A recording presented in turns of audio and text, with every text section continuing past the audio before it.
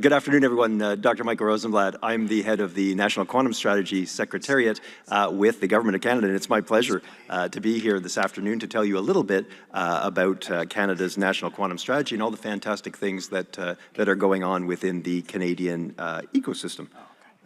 Let's just see if we can have the slides. There we go. Have the slides up. The Government of Canada announced our National Quantum Strategy in January of 2023. Seems like yesterday, but we've been working diligently to implement it. The strategy itself has three main goals. First is to communicate our commitment to supporting quantum science and technology.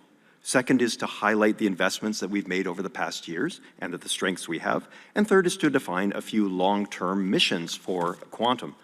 These missions won't come as any surprise to any of my colleagues around the world. One mission is in quantum hardware and software, another in communications, and a third in sensors. It's probably fair to say that Canada is perhaps best known for its quantum computer companies, and you saw a number of them are here at the conference over the past couple of days, but we also have strengths in quantum communications and in quantum sensors.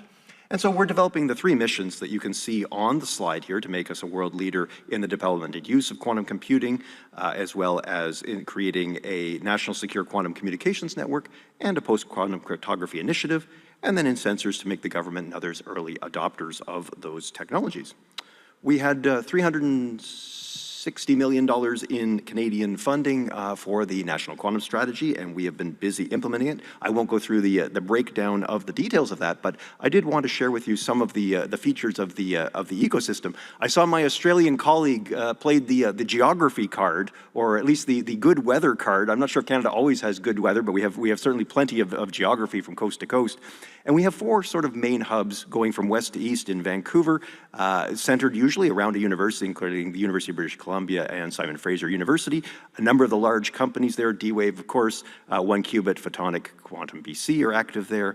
Their main strength lies in quantum algorithms and hardware development. Moving overwards to Calgary and Edmonton, the University of Calgary and Alberta and Lethbridge, as well as some major companies who are there applied quantum materials, Silicon Inc. and Quantum Alberta, and of course Quantum City. And we had, I can't quite see out into the audience because of the brightness of the lights, but we had representatives here from Quantum City in Alberta at the conference this week.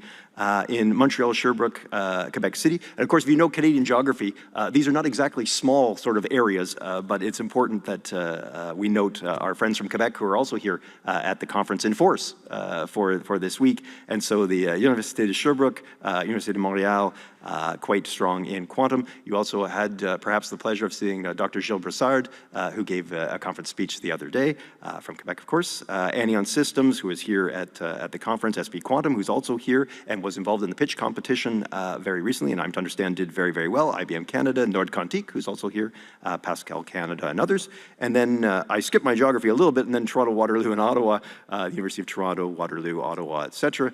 The Institute for Quantum Computing, the Perimeter Institute, may be familiar to you on the research side. Honeywell of Canada, who's also here today, Isara Zapata, and Quantum Valley Ideas Lab, and others. I'd be remiss if I didn't also mention Quantum Industry Canada, our industry association, and Lisa Lambert is also here at the conference today. And you may have met her on the way in, handing out some of our brochures about the mission to tell you a little bit about the companies.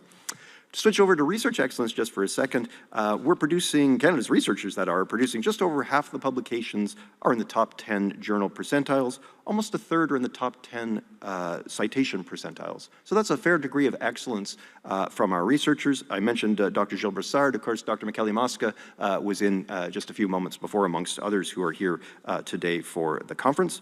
We're fairly collaborative. Almost 95% of all Canadian quantum research papers are collaborative. That astounded me when I heard that figure for the first time.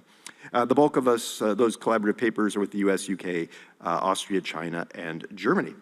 And so as it turns out, publications with mostly with other actors are tend to be cited more and have more impact. On the next slide, Canada's quantum companies, just to speak for a minute, we have over 100 Canadian quantum companies.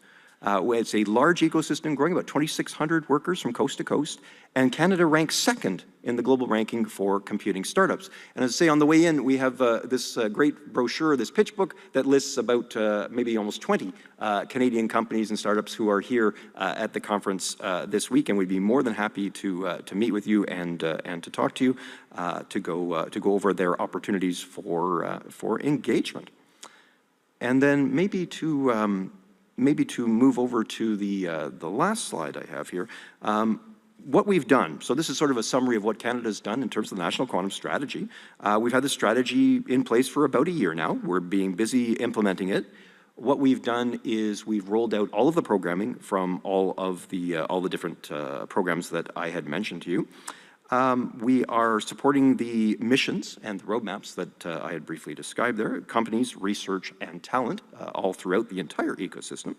And then one of the main accomplishments that I think we've achieved is that we've been able to improve coordination, both within the government, within industry, and within the research community across Canada, as well as engaging with partners internationally in order to achieve basically those missions that I had described earlier. In terms of some of the international engagement and the actions that we have, I should also mention NATO, so the North Atlantic Treaty Organization. Canadians and Canadian companies have been very active in that. The NIST standards that were announced recently, there's a lot of Canadian engagement with our American and other colleagues, Five Eyes and other partners around the world to advance those. And as well, we've been active in international engagement, such as sending missions to other countries. We have a mission coming up to Japan shortly, and we've had engagement from companies coming in from all over the world to view the Canadian ecosystem and to try and make connections with Canadian companies. And then I'd also add that we wanted to welcome International Quantum Year that takes place this year, and I'm expecting a number of exciting events to occur in Canada and internationally. So maybe with that, I'll end a few moments early and say thank you very much for your attention.